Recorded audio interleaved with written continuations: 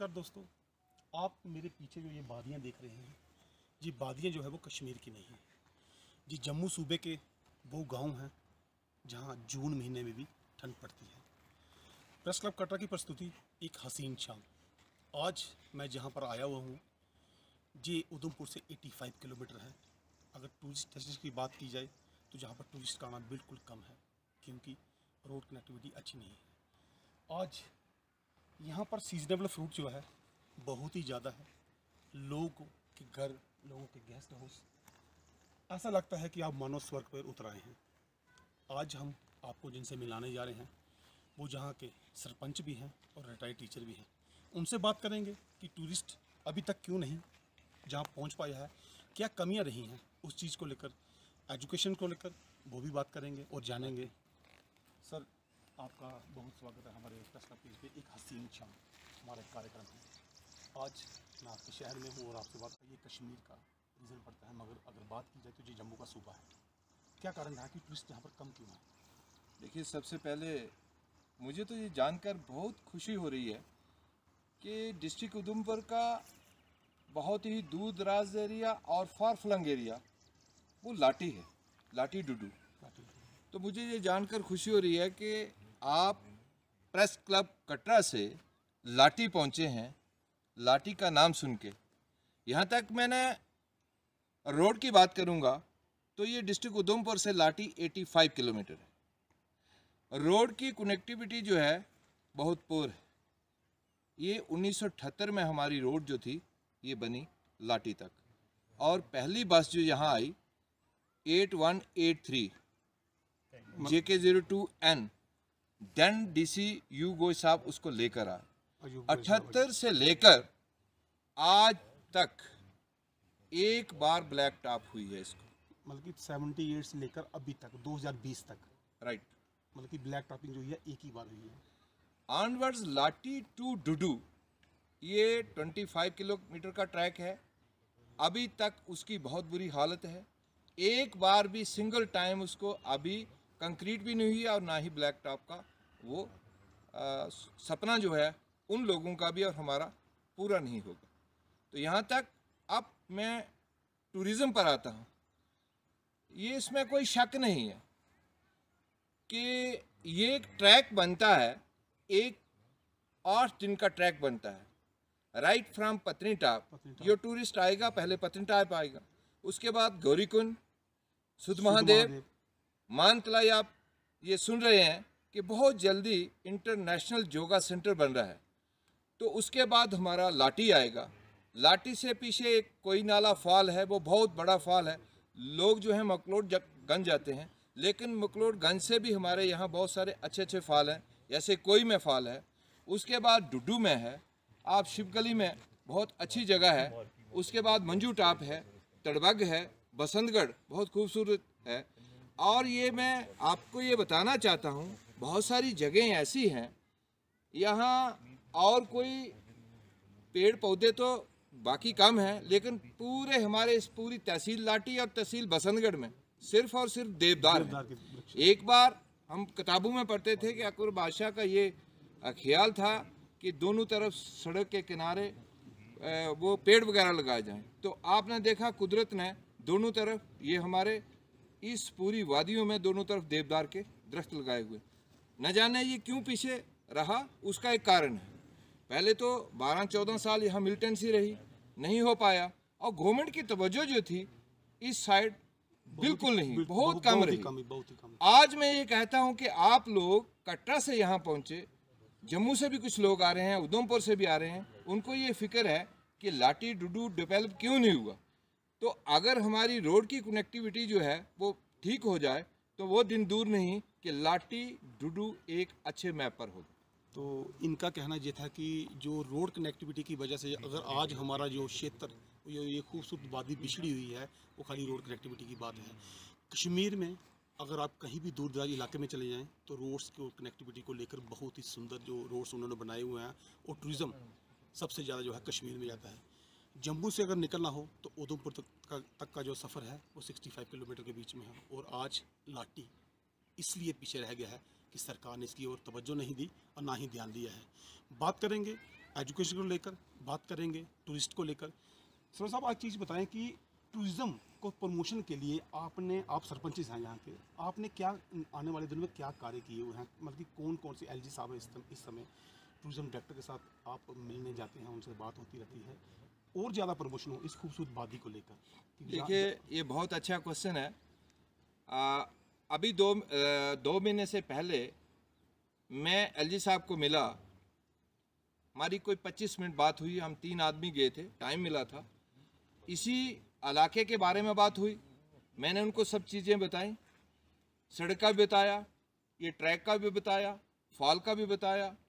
और यहाँ आप ये मान के चलें कि अभी किसी के घर में फ़ैन नहीं है, किसी के घर फ्रिज नहीं है, इक्का दुक्का होंगे। बाकी उनको मैंने ये बताया कि अगर उसकी रोड की कनेक्टिविटी ठीक हो तो हमारे पास ज़मीन भी है, लोग वहाँ बाहर से आएँ। उन्होंने मुझे एक क्वेश्चन पूछा कि पहले गवर्नमेंट की तवज्जो जो थी आज दिन तक कश्मीर की तरफ रही। हम कोशिश कर रहे हैं। वो बहुत खुश हुए कि आपने बताया कि फॉल हैं, छोटे छोटे झरने हैं, खूबसूरत जगह हैं, ठंडी हैं, तो मैं क्यों ना वहाँ लाटी और मानतलाई आऊँ। तो उन्होंने कहा मैं मार्च में ही प्रोग्राम बनाता हूँ। मैंने कहा मार्च अप्रोप्रिएट नहीं है, ठंड है, तो अप्रैल में उन्होंने एग्री किया। तो कोरोना वायरस की वजह से वो कैंसिल हो गया। तो उन्होंने कहा कि जो बॉलीवुड आज दिन तक श्रीनगर की तरफ जाते थे, हम उनको डाइवर्ट करेंगे लाटी डुडू। तो आप देख रहे हैं कि यहाँ एक हफ्ते से हमारे सुनील पलवाल जी आए हैं। हाँ, तो 2 उनकी वाइफ भी है। तो उनने वो सारा इलाका देखा। वो तो कहते हैं कि जगह ही ऐसी कोई नहीं है। तो ये था। अभी इस दौरान जब मैंने पंचायत की अपनी जिम्मेवारी ली तो मैंने ये अपने डिस्ट्रिक्ट फॉरेस्ट ऑफिसर जो हैं हमारी मैम, उनसे मैंने बात की कि मुझे 4 क्लोजर चाहिए। तो 2 तो मुझे मिल गए, दूसरे में 5000 देवदार के पौधे मैंने खुद उनके डिपार्टमेंट के साथ होकर लगाए और वो बहुत अच्छे क्लोजर बने हैं। और यहाँ देखें आप सामने, तो एक क्लोजर मेरा और सेंक्शन होने वाला। हमने यही कोशिश जारी रखी कि हमारे इलाके को ये एक अच्छा टूरिस्ट स्पॉट जो है बनाया जाए। हम एलजी साहब को मिलते हैं, टूरिज्म जब कोई यहाँ आता है, एडवाइजर साहब पीछे, मैं एक अपने आप को बड़ा खुशकिस्मत समझता हूँ कि यहाँ मेरी पंचायत में बैक टू विलेज में कंसल साहब 2 बार आए और उन्होंने कहा कि मैं बहुत खुशकिस्मत हूँ कि मैंने इस खूबसूरत इलाके को देख लिया। और उन्होंने खुद कहा कि मैं जब तक रहूँगा लाटी को मैंने अपनी गोद में ले लिया और मैं इसको टूरिज्म के मैप पर लाऊंगा, लाटी डुडू को। तो ये थे हमारे साथ सरपंच जो लाटी के, और इनका कहना है कि इतनी खूबसूरत वादी होने के बावजूद जहाँ पर जो लोगों का आना जाना है बिल्कुल कम रहा है, जहाँ पर आज कुछ एक्टर्स भी पहुँचे हुए हैं, और जब उन्होंने इस जगह को देखा तो उनका कहना यही था कि कश्मीर इसके आगे फीका है। जम्मू से 60 किलोमीटर की दूरी पे उधमपुर और उधमपुर से 85 किलोमीटर की दूरी पर लाटी पड़ता है। पर्यटक को बढ़ावा देने के लिए सरकार से हमारी अपील रहेगी कि इन वादियों को तवज्जो दें, इनके रोड अच्छे बनाएं, क्योंकि यहाँ का जो युवा है उसको रोज़गार मिल सके। बात करेंगे एजुकेशन को लेकर, बात करेंगे इनसे और जानेंगे कि यहाँ के जो युवा हैं उन्होंने अपनी पढ़ाई किस तरह से की है, क्योंकि दूर दराज इलाके में जहाँ बर्फ़ पड़ी रहती है और स्कूलों की जो कमियाँ रहती हैं, दूर दराज से पैदल जो स्टूडेंट्स चल कर आते हैं और स्कूल तक पहुँचते हैं, और फिर यहाँ से उनका जो सफ़र है, कहीं कोई डॉक्टर बना हुआ है, कोई KPS है और KES अफसर भी है।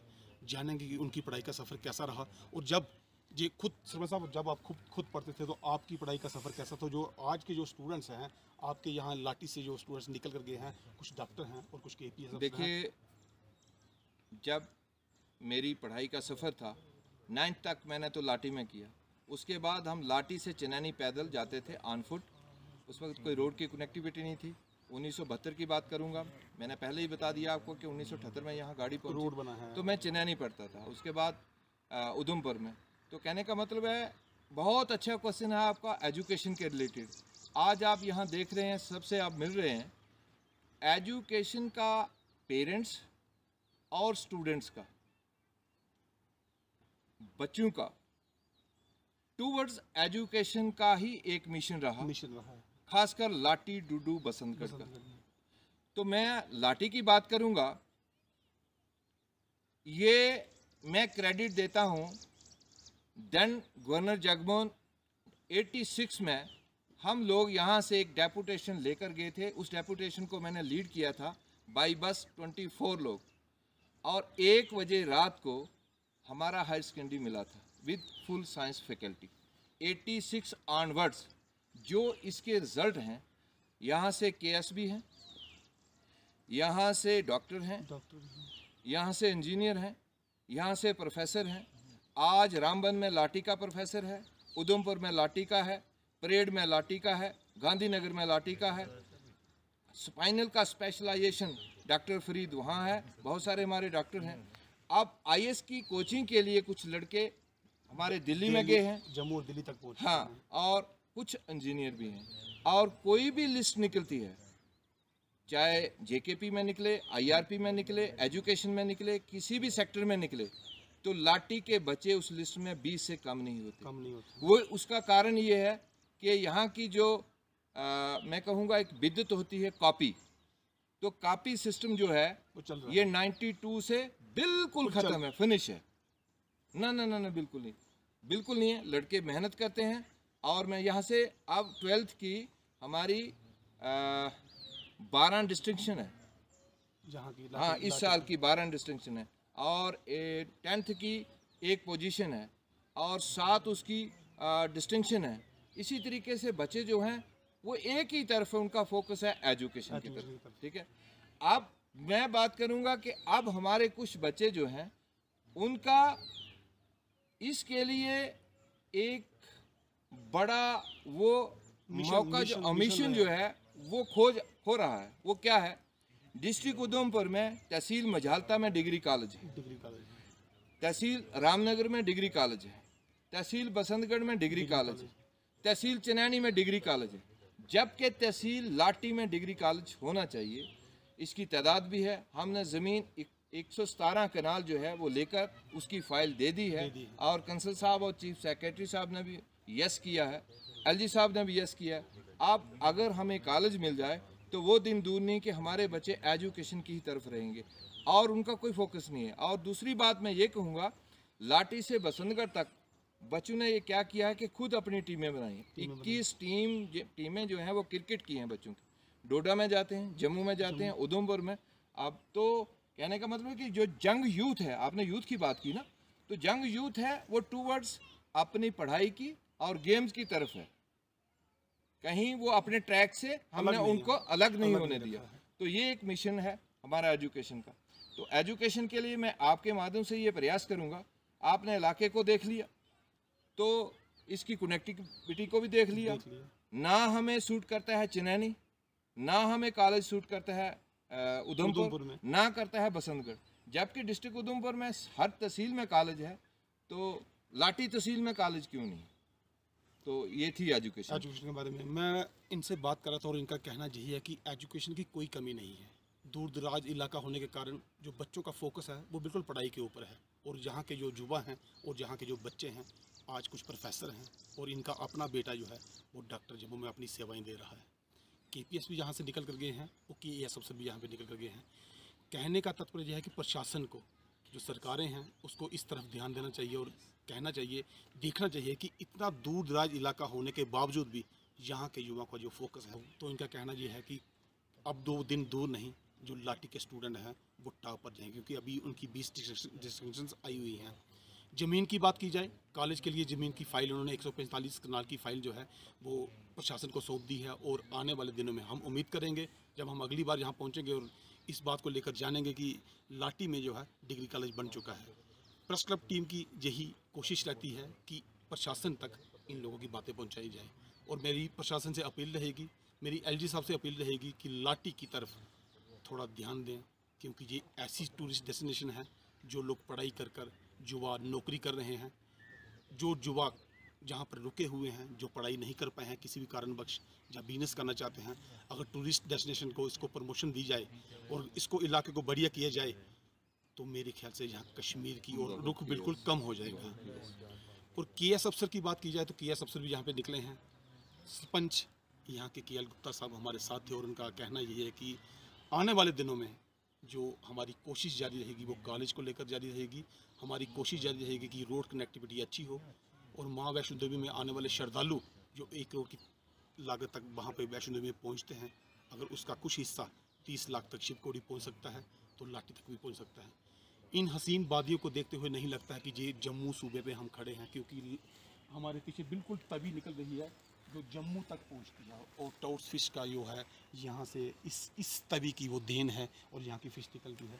सीजनेबल फ्रूट की बात की जाए तो सीजनेबल फ्रूट सबसे ज़्यादा यहाँ पर है खुमानी, अखरोट और सेब, जहाँ से जो गाड़ियाँ भरकर सिटी तक पहुँचती हैं और इन लोगों की मेहनत जो है वो रंग लाएगी आने वाले दिनों में। आखिर में इनसे बात करेंगे और आपकी अपील जानेंगे। सरपंच साहब, आपकी क्या अपील रहेगी प्रशासन की ओर? देखिए, यहाँ तक आपने एक अच्छा क्वेश्चन किया कि फ्रूट का, तो यहाँ तक आज से 4 साल पहले एक यहाँ परमानेंट रिटायर्ड आर्मी से थे, वो हर साल अपनी अखरोट की फसल जो थी वो 5 और 6 लाख के अखरोट जो थे वो सेल करते थे और घर से जाते थे। इसी तरीके से बहुत सारे अखरोट जो हैं, अब कोई घर आपको खाली नहीं मिलेगा जिसमें 10 या 20 या 100 बूटे नहीं लगे, पेड़ लगे। यहाँ पटनगढ़ में अखरोट का अगर हम बात करें तो साइज के एतबार से कश्मीर के अखरोट से हमारा अखरोट का साइज ज़्यादा बढ़िया है और क्वालिटी वाइज भी बढ़िया है।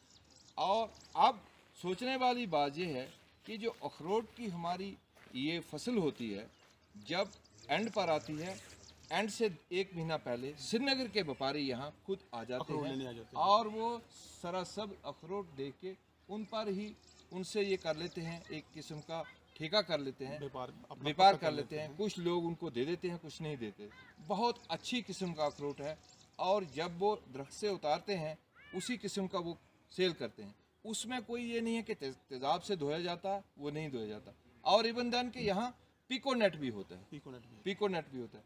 यहाँ तक अब मैं बात करूँगा एप्पल की, अच्छी क्वालिटी में एप्पल है।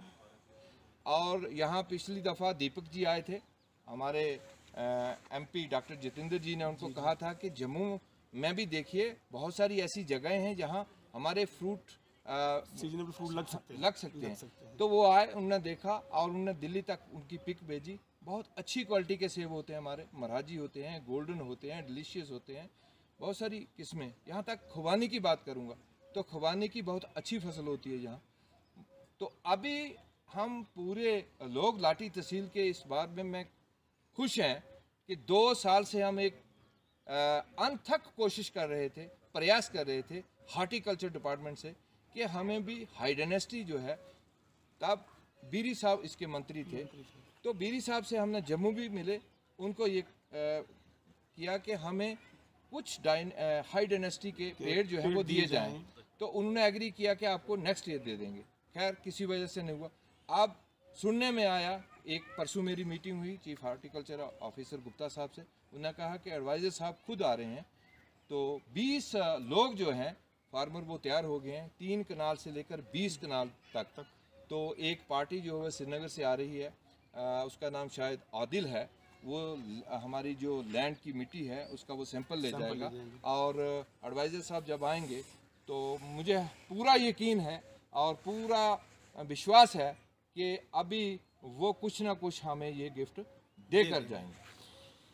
तो कश्मीर के हुक्मरानों की वजह से जम्मू सूबे की ऐसी खूबसूरत वादियाँ जो है प्रमोट नहीं हो सकी हैं। कितने इत्तेफाक की बात है कि जो कश्मीर लोग के सेब, जो कश्मीर का अखरोट बिकता है, मगर वो जम्मू सूबे का होता है। इनका कहना यही था कि जम्मू का अखरोट कश्मीर के जो ठेकेदार हैं यहाँ लेने आते हैं, खुमानी जो है वो यहाँ लेने आते हैं। इसी तरह हम आपको मिलाते रहेंगे एक हसीन शाम में इन जैसी हस्तियों के साथ। और हम प्रशासन से ये अपील भी करेंगे कि ये दूर दराज के इलाके हैं, इनके लिए हेल्थ के बारे में भी बात करूँगा कि हेल्थ के लिए भी जो हैं वो सुविधाएं दी जाएं, क्योंकि यहाँ से गाड़ी से निकलकर जम्मू तक पहुँचने के लिए मरीज़ के साथ कुछ भी हो सकता है। सर साहब, आखिर में मैं आखिर सवाल आपसे यही करूँगा कि जो यहाँ की हेल्थ है, हेल्थ के बारे में बताइए कि यहाँ के जो डिस्पेंसरीज हैं, जहाँ आपके जो हॉस्पिटल्स हैं, वो किस तरह से कार्य करते हैं? सबसे बेहतरीन और उत्तम क्वेश्चन ही अब आया रिगार्डिंग हेल्थ। देखिए, यहाँ PHC है,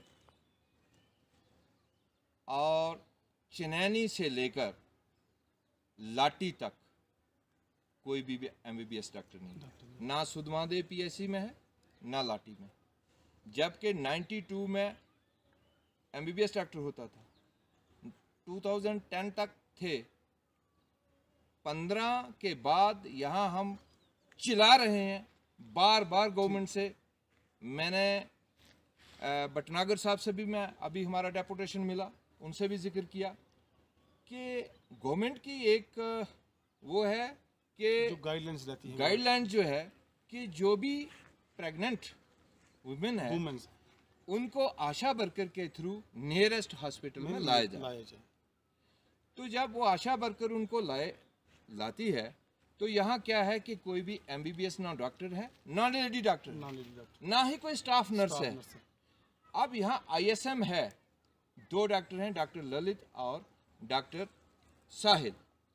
अब देखिए उनका बस का तो रोग है नहीं, तो ये MBBS डॉक्टर के लिए हमारी घोर जो है 10 साल से लगी हुई है। अभी तक हमें गवर्नमेंट जो है एक सिंपली MBBS डॉक्टर नहीं दे पाई, जबकि बहुत सारी माएँ अपनी जान गवा चुकी और अपने पेट से बच्चे गवा चुके, गोदें खाली हो गई, लेकिन प्रशासन तक नींद अभी नहीं खुली।